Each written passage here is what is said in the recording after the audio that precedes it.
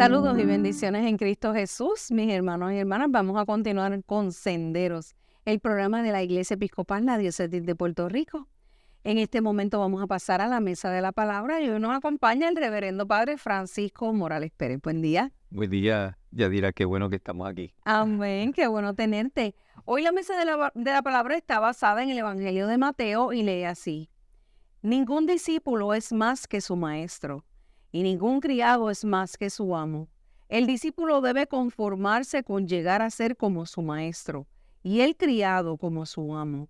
Si al jefe de la casa lo llaman Belcebú, ¿qué dirán de los de su familia? No tengan pues miedo de la gente, porque no hay nada secreto que no llegue a descubrirse, ni nada escondido que no llegue a saberse.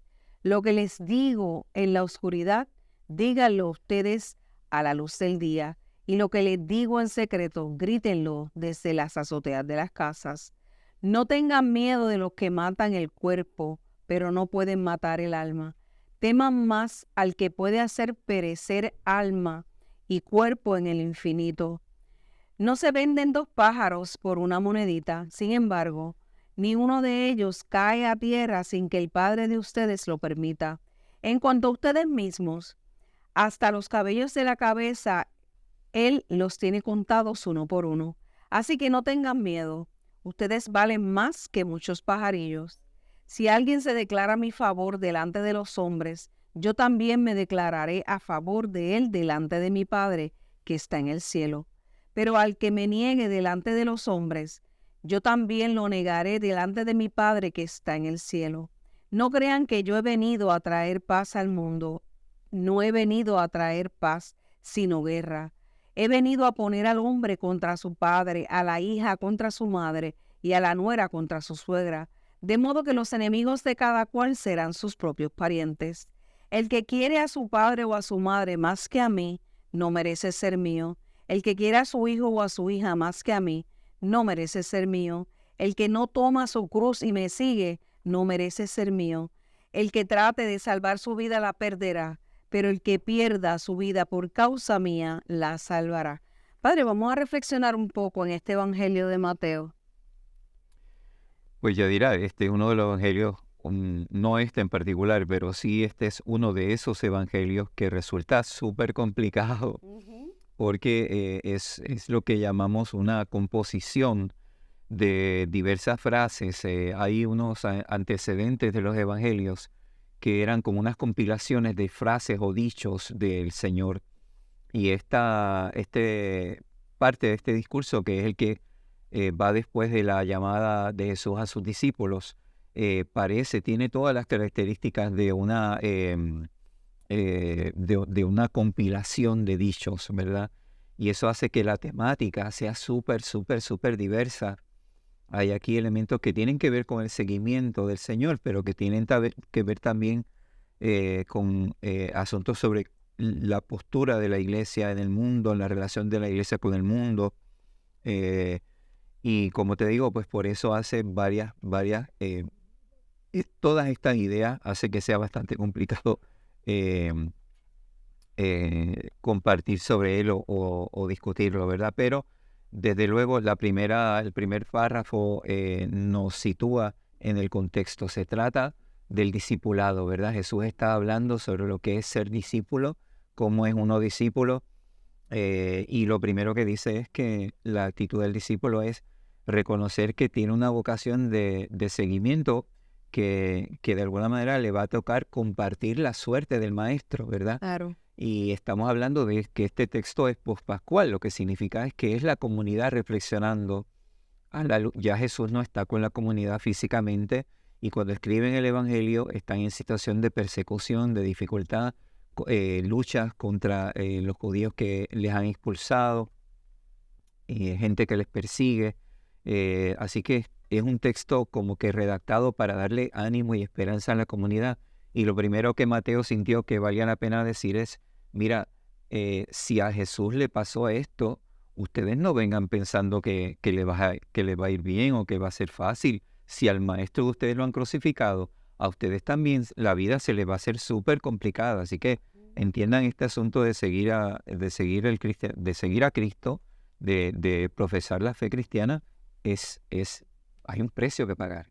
Padre, en ese sentido, en el primer texto, ¿verdad? De este evangelio también me parece como que hace un énfasis al aspecto de la humildad, porque dice, ningún discípulo es más que su maestro. No, yo pienso también que también le trato de decir, mire, ustedes no son más que nadie, todos somos iguales, ¿entiendes?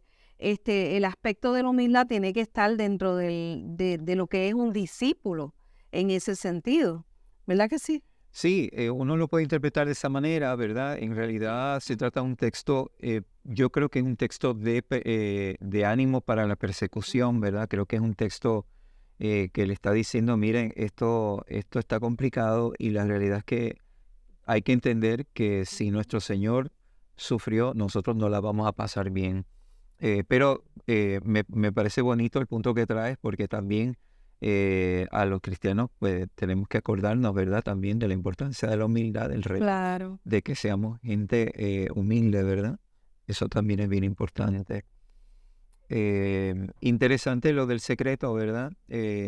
Uno puede aquí aludir, uno puede ver algunos rasgos quizá de la presencia de las tendencias gnósticas en el cristianismo, aunque Mateo no se distingue precisamente por eso y probablemente es una problemática inferior a lo que fue posteriormente del Evangelio de Juan.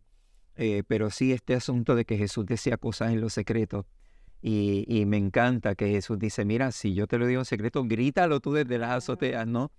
De nuevo, ¿por qué? Porque mucha gente ante la persecución tenían la tentación de que el cristianismo fuera una cosa privada, entre poquita gente, que nadie se enterara por miedo a la persecución.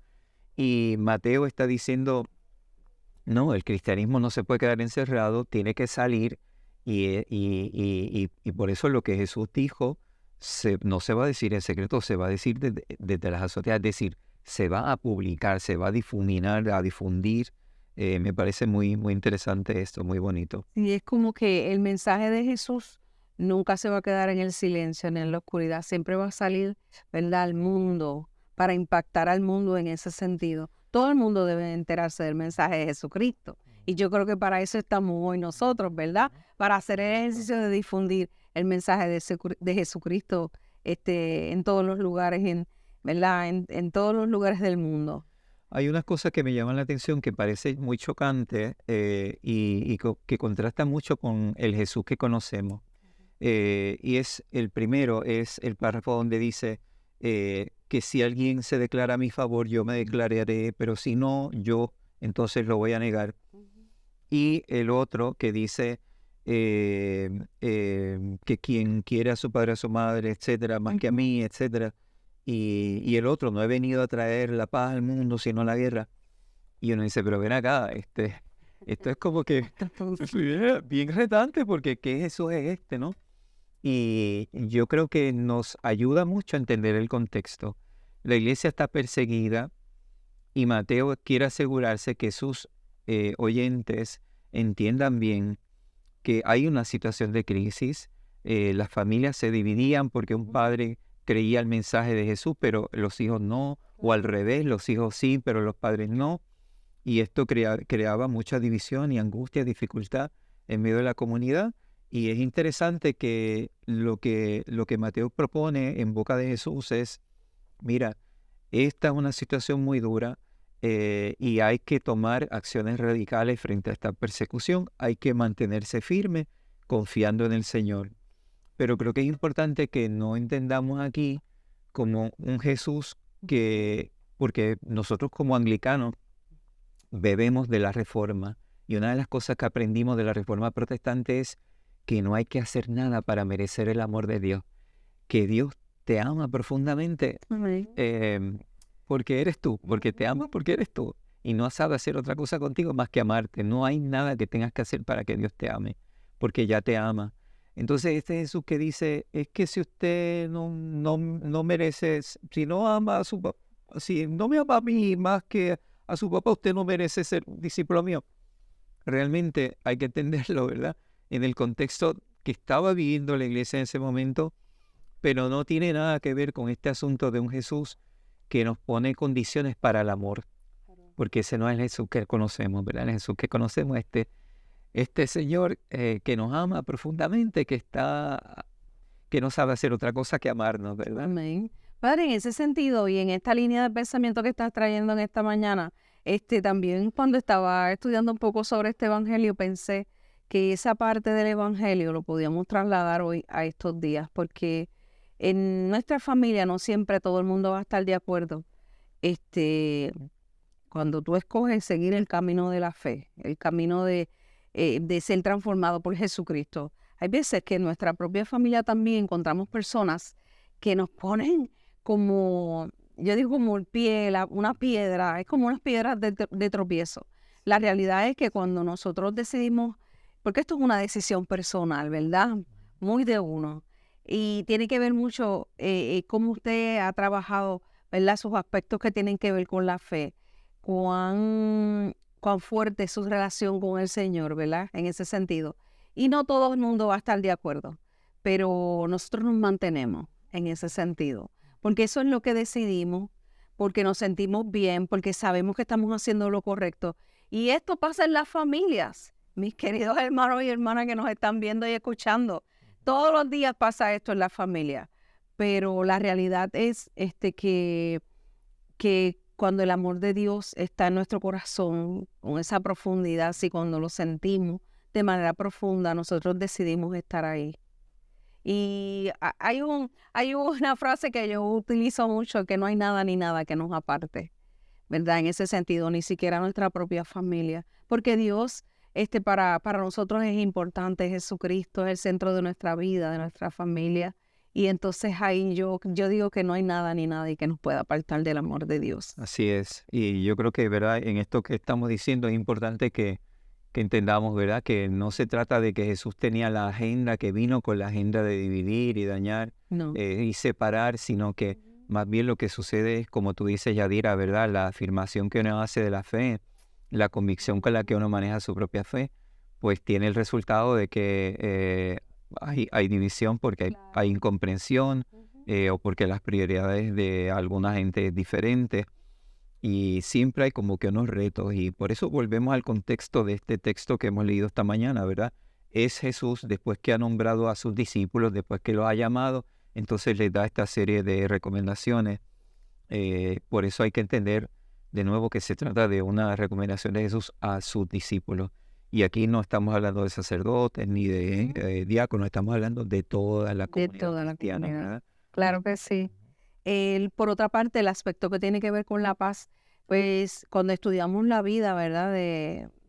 Cuando estudiamos los evangelios, ¿verdad? Y nos ponemos en ese contexto de la historia, en ese momento estaban esperando un Mesías.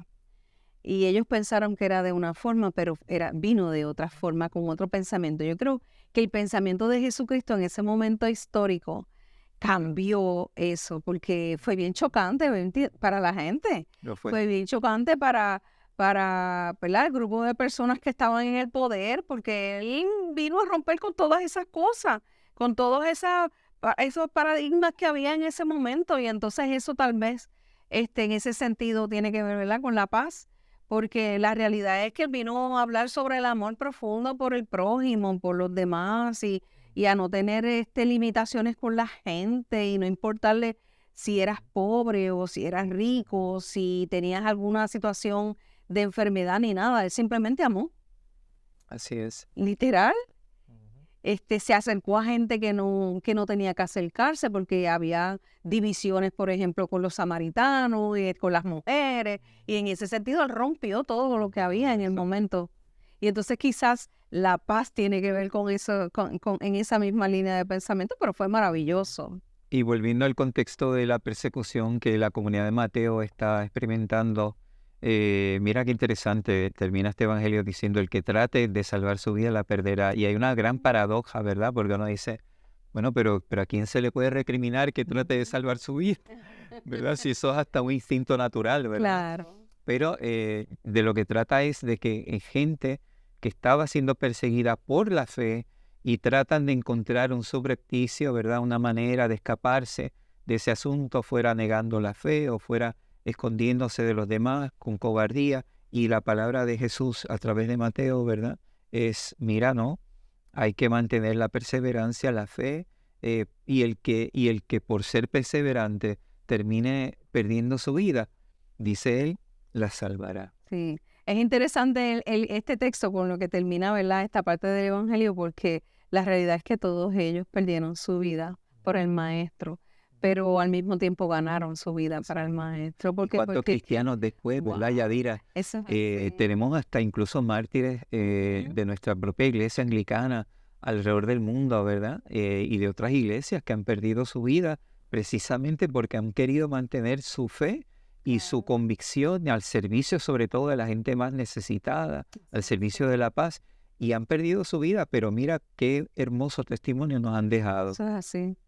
De verdad que yo me sorprendo cuando viene el momento de la mesa de la palabra y escucho tantas líneas de pensamiento y lo que usted ha traído en esta mañana ha sido tan espectacular. Yo sé que lo hemos disfrutado mucho. Le doy las gracias por estar aquí Gracias. hoy. Bendiciones en todo ese trabajo que usted hace allá con la comunidad de San Francisco de Asís. Gracias. A todos esos hermanos y hermanas, bendiciones en esta mañana que nos regala el Señor. Gracias, Padre. Con gusto.